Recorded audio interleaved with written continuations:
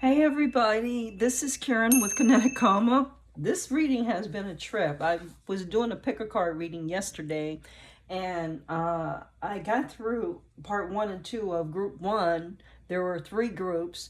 This is group 2, part 1 of group 2 for today. Because I did group 2 part 1 yesterday, but it just kept messing up. It was like it didn't record right. I don't know, but group 2, I don't know if it's resistance that someone doesn't want you to hear this message, or what it is. I don't know what the hell. But all I know is I'm going to do it again today. This is group 2, part 1 of a pick a card reading for Are You Living in a Death Trance? Okay.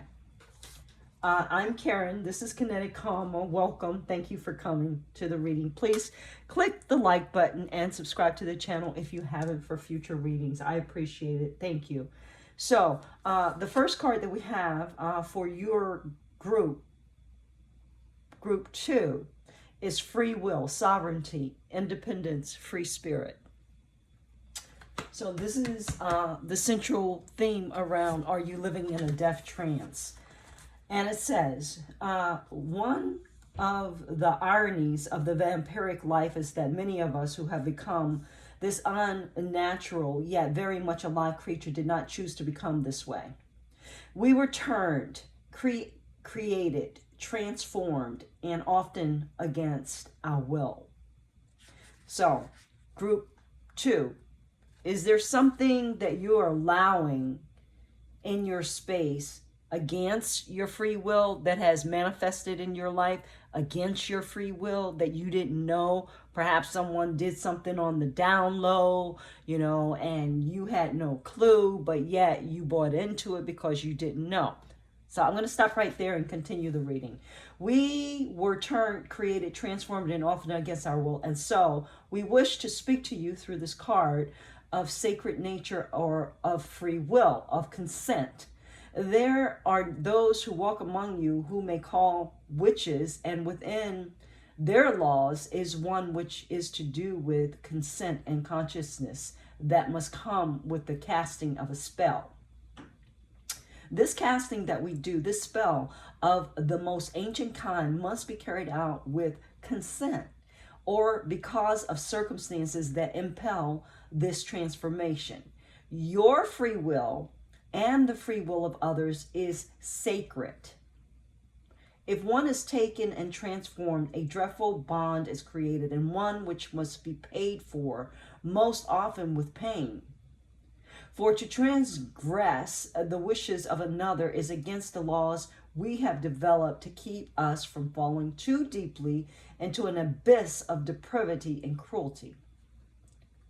If you have had something occur against your will, you will feel something of your soul's vitality draining from you. For the soul needs blood, its chi, prana.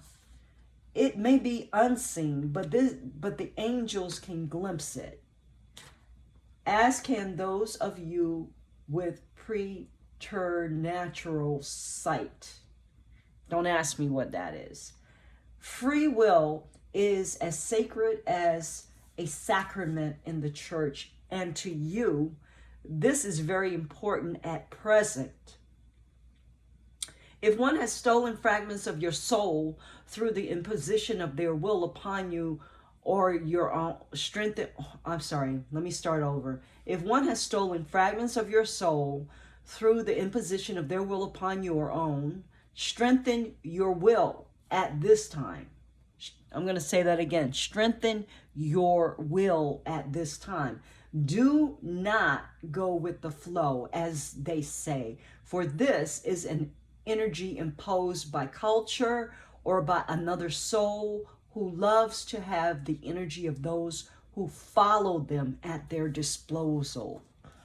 So that could be a narcissist. In my experience, all the time, narcissists want to drain you of your free will by manipulating and casting illusional spells around you, using how you were conditioned, getting to know what your buttons are, and making you do things that you would not normally do of your own free volition if you knew fully what the situation involved and what was in the actual, I'm going to say, transaction. Okay, because we all have transactions in life. You know, when you're in relationship with someone, you give something and they give something, and it's like you go to the store, you give your money and you expect, you know, what you intended to buy, a product, a service, right? So in a transaction, in a relationship, you're expecting to give your money, your energy, your vitality, your attention, whatever, and you expect to get something back. And when you're in relationship with a codependent relationship, especially with a narcissist, you're not going to get anything back.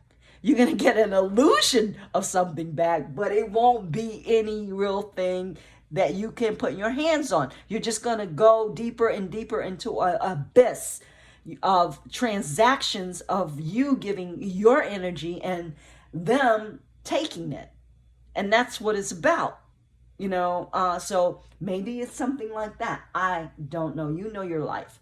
Perhaps you had a very rigorous, stringent childhood and you were brought up in a way that you were told that you have to stay within certain lines and certain boundaries, you know, and that you can't go outside of those lines of boundaries. You can't, maybe they told you, like they told me, well, art is not a very respected profession. You don't want to be an artist because they take drugs, they don't make money, they're unstable.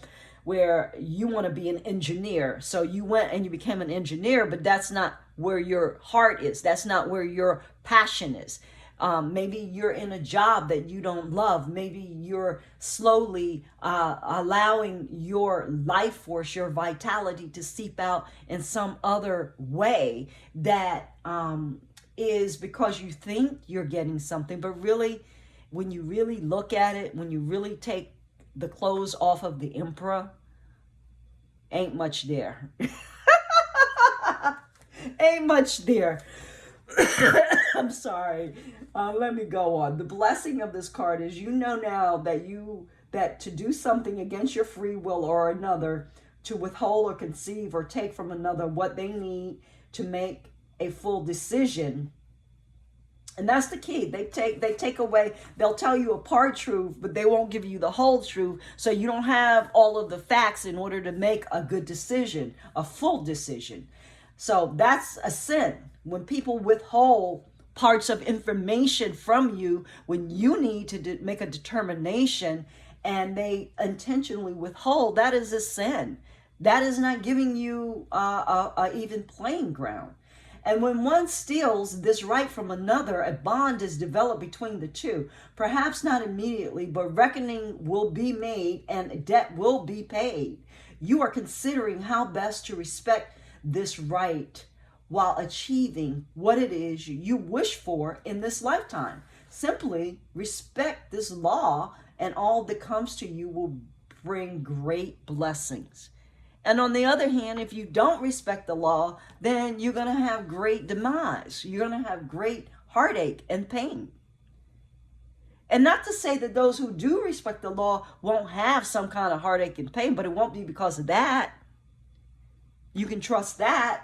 You can trust that if you're not imposing your will, lying, cheating, stealing, holding back, manipulating, that you're not going to have that debt to pay because you didn't do it.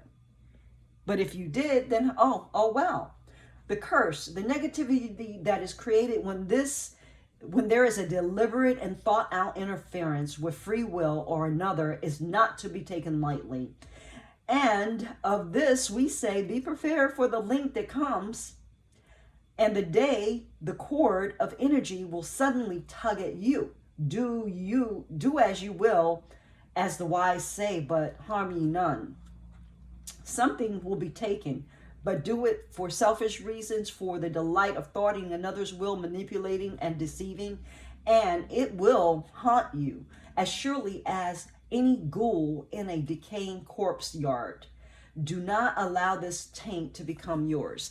And every time I read this, because I told you I had to do it again, But the taint to become yours, it can happen if you continually turn your head, if you know that you're getting something, or you're hooked, addicted to something, and you keep turning your head to it and letting it take your energy. I don't care whether it's a habit, like a drug habit, or alcohol, or a person, or sex. I don't care. If you know and can feel that something is taking your energy and you don't protect yourself, then you're willingly choosing to expose yourself to that harm.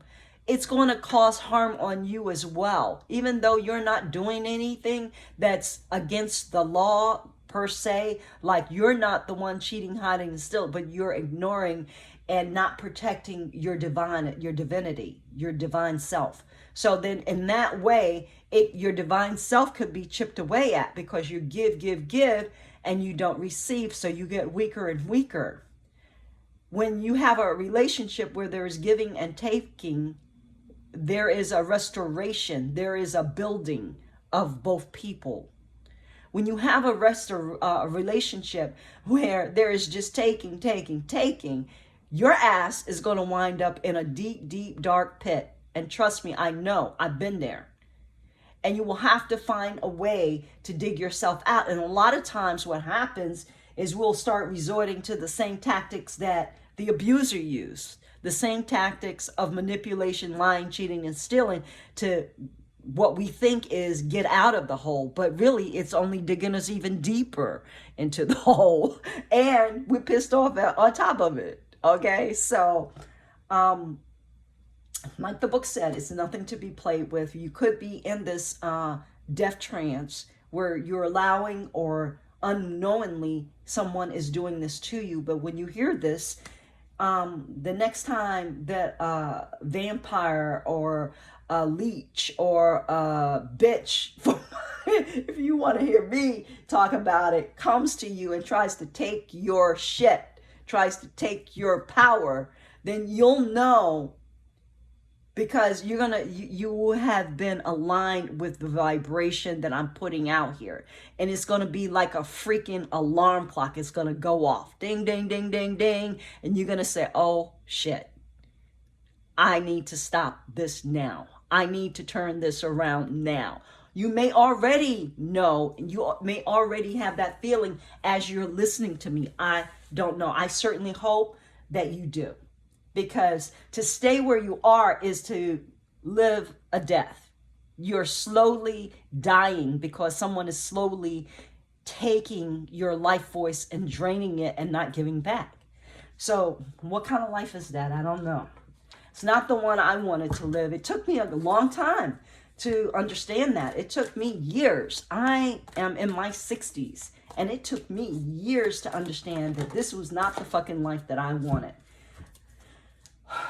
Okay, your card, your character card, your archetype card from Carolyn Miss is Damsel. The light attribute is understanding the nature of healthy romance, inspires you to rely on yourself. Rely on your damn self, okay? That's part of a healthy relationship. A healthy relationship is not codependent. A healthy relationship is interdependent. It's where you're independent and the partner is independent, and you come together and there is an interdependence. You agree to agree. Where in the codependent relationship, you agree, but this motherfucker on the other side is not agreeing to shit. They're just putting up an illusion and lying and cheating and stealing and saying they agree, but they don't. So it's unbalanced. Anyway, understanding the nature of a healthy romance inspires you to rely on yourself. And that means putting up boundaries, getting familiar with what boundaries you need in your life. How do they get placed? A lot of times we don't even freaking know, because we weren't raised in environments that taught us any damn thing about boundaries. Our boundaries were non-existent. At least mine were when I was coming up. So what the hell are boundaries? A lot of you need to find out. What do you value? How do you know you value something? What do your actions look like when you value something? That all has to do with the light attributes of a damsel, okay? The shadow side, if you're living in this murky water, if you're living in this place of dying, you're going to see waiting for a night to provide you sanctuary by romantic illusions. And oh my goodness, that's a lot of times what the narcissist does. They appear as a savior. They come in to save you from some situations, but most times they created the fucking situation to begin with so that they could come in and save your ass and make it look like they were saving you, but really they were getting into your confidence, getting into your trust, crossing your boundaries, so that you thought that the person who was coming to save you was really who they were. They weren't. They were wearing a mask. And guess what? There is no one coming to save you. You have to save yourself. It's part of the process of this life, of how we are put here to rule and to live and to experience. We have to become self-dependent. We have to find the love within ourselves. We have to find the joy within ourselves. We have to heal the wounded child so that then we can be confident enough to move on to other things. And yes, we can help and support people. We can point the way, but you can't save a damn person. The only person that you can save is yourself, maybe. And I say maybe because a lot of people don't make it. A lot of people spend their whole life dying, and they never come to the point of living, of taking their power back, of healing themselves, of creating boundaries, of knowing really what the value of a value is. A lot of people. So let me move on. I want to understand from the Mystic Mudra deck what type of chakras are we dealing with here. Free will, sovereignty, independence, free spirit. Sounds like the higher chakras to me, but it very well could be your root chakra, because that's the one that speaks to survival. Your root chakra is red, and it's red like the blood that women bleed every month that creates life. It's red like energy, like that's fire, like that's active, that transforms. The root chakra needs the basic 3D stuff going on in your life. Like, you need to know that you're financially secure, that you have a roof over your head, that you have some kind of security in place to keep you protected from people who are crazy or would cause you harm. So Spirit, please advise, what chakras are we dealing with? We got 3. Okay. Oh, let's see. Was I right on or was I right on?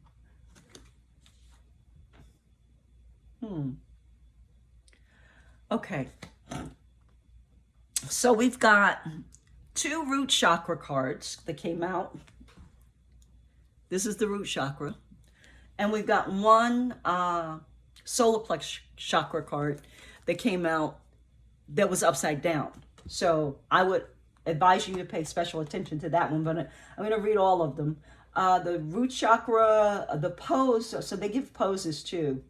This is a 3-limb forward bend on this root chakra card that the guy is doing in the pose. And feel free to do that if you feel so guided to do so. Just understand that I'm not recommending you do anything in terms of exercise unless you check with the appropriate medical advisor beforehand. That's just a full disclosure.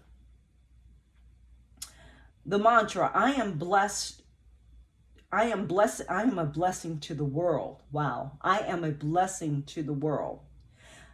I am a blessing to the world. So what comes out in this card for me is the watermelon that has all of the seeds. It's cut in 2. There are 2 slices, it's 2 halves, right? And it's going to make a whole. And It's full of seeds. It's full of possibility. It's full of light. But in order for that light to shine, you need to know that you are a blessing to the world. You need to believe that you are a blessing to the world in order to create the value in yourself and offer it to the world that you have. You need to believe it. The second root chakra card has to do with a single leg forward pose. So they're all like kind of forward poses. Forward. You want to move forward. You want to move forward in your accumulation of stability, in your emotional stability. You want to move forward in building your kingdom, your legacy. The mantra is, I am grateful for the challenges that help me to grow and transform. Now, I'm saying this, I am grateful for the challenges that help me to grow and transform. I am grateful for the challenges that help me to grow and transform. But sometimes I fucking don't want to be dealing with these challenges. I got to be honest. I just don't. There are times when I'm like, why is this challenge in front of me? Why am I dealing with this? Why can't I just get it and have it and be done with it? Well, unfortunately, that's not the way it goes. And so eventually I get to the point where I understand the lesson and the blessing and the lesson. I understand the blessing and the challenge that's before me eventually. It doesn't happen all the times that I'm aware of it when it's happening. It doesn't happen all the times that I'm aware of it anytime after that. Sometimes it takes years for me to understand the blessing in the lesson, in the challenge. Sometimes I have challenges that go on and on and on and on, and I'm like, oh my God. When am I going to be done with this? When am I going to be free? When am I going to experience myself on another level? And it's just, where I am. And I will experience what I need to experience when I need to experience it. I trust in that. The last card, the one that was upside down, is the womb pose. And this is to do with the solar plex chakra. And it says, I am one with the earth. Compassion flows through me. I am one with the earth. Compassion flows through me. I am one with the earth and compassion flows through me. And it's reminding me that, we're going to need to forgive people who have wronged us, people who have fooled us, people who have lied to us. We're going to need to forgive first ourselves for believing that bullshit to begin with. So that's what they're telling me with that card. I want to get a few cards from Crystals the Stone deck, or maybe just one. I don't know. Spirit, what crystals is this group dealing with to support? We're going to take that one. Epidite. What is it? It's a prismatic, earthy green aluminum silicate mineral. It's the get what you give stone, making good vibes even better. But be warned, if you are bringing epidote into your world, be ready to bring it. If you're set on wallowing out, keep epidote at a surface distance. Who needs it? Anyone putting in the work on the self. Where to put it, stashed away with your existential to-do list. When to use it. When you're looking to kick a bad habit, a bad friend, or a bad mood. When you want to cast a spotlight on your weakness so you can walk on them. Woo! Upgrade your version of you. Epidite. I think that's very appropriate. And we are, truth be told, we're always upgrading. We're never stagnant. If we're here on the planet, we're in motion. We're transitioning. And you can transition down or you can transition up. It's an option, but we're always moving. So if you want to do this, then let's bring it. If you don't, then don't fuck with it. Basically, is what they're saying. Just don't. Because you ain't serious about what you say you're about. But if you are serious about what you say you're about, if you really do want what you say you want, and you are who you say you are, then bring it. Use that stone. Do those, yoga poses. Be your own savior. Create your boundaries. Understand what your values are. You can change whatever situation you are in because you created the one that you're in only so that you could get out of it, so that you could have a higher perspective, so that you could grow.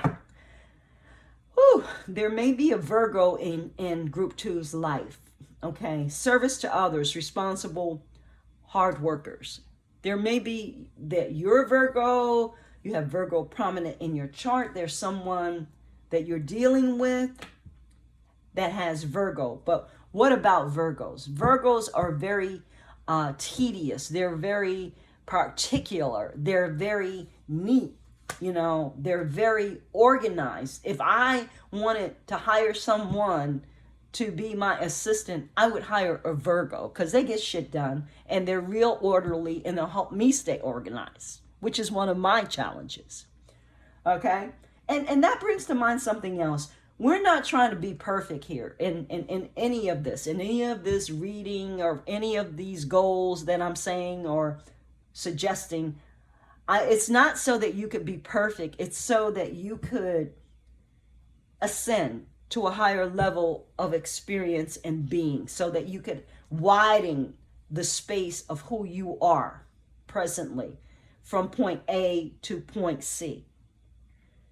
And how you go about it is through following the light, through following the wisdom, through listening and understanding and respecting yourself. Okay? You go about it by taking your power back.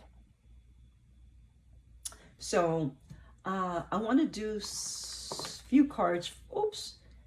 I'm going to take this romance card. It fell right out, and I wasn't even trying to pull a romance card. It's past life relationship. You have known each other before. So you may be in a past life relationship with someone who has Virgo or heavily in their chart. Maybe not, or maybe it could be any sign. But you definitely have known each other before. And the question is what kind of relationship is that? Which means that I'm going to look for clarification on that through the Kemper Oracle Tarot. Getting my oracles and tarots confused. Please advise, this past life relationship, is this the one that's taking or the one that's giving? The one that's going to help the group 2 come up, or the one that's going to take them down? Oh, there's a courtship in your future. And in the past, there's somebody who's in prison. Somebody could be in prison, or they could definitely be in prison in their head. It could be physical. I don't know. Spirit, this courtship, is it a divine courtship? Is it one that will help group 2 people to come up out of any shadow aspects of the death trance? Privileged lady. A journey. Let me do.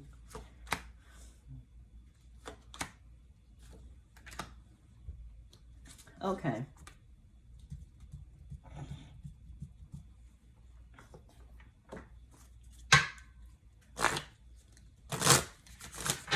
Spirit, I want to put one over here. Yeah.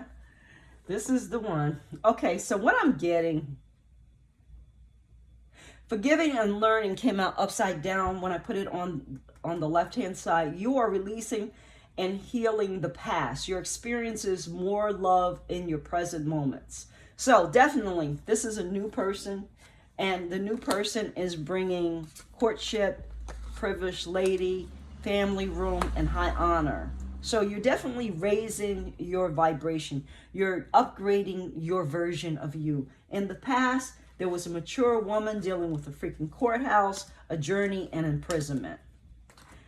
And that was upside down. So there needs to be some forgiving and appreciation for what has occurred. Like I said, you know, it doesn't always happen that you recognize the blessing in that situation. Sometimes it takes years, sometimes it doesn't. But what I can tell you is that the quality of this relationship is going to be directly impacted by how you release this one. How you release your old relationship and forgive is going to impact the new one. And it looks like you have an opportunity to do a damn good job, because everything in the future of the new relationships looks awesome. Okay? So that's for you, group 2. I want to get an angel card, please. Metatron, thought. You need to think about your decisions. You need to ground your thought into earth energy. Ground your thoughts.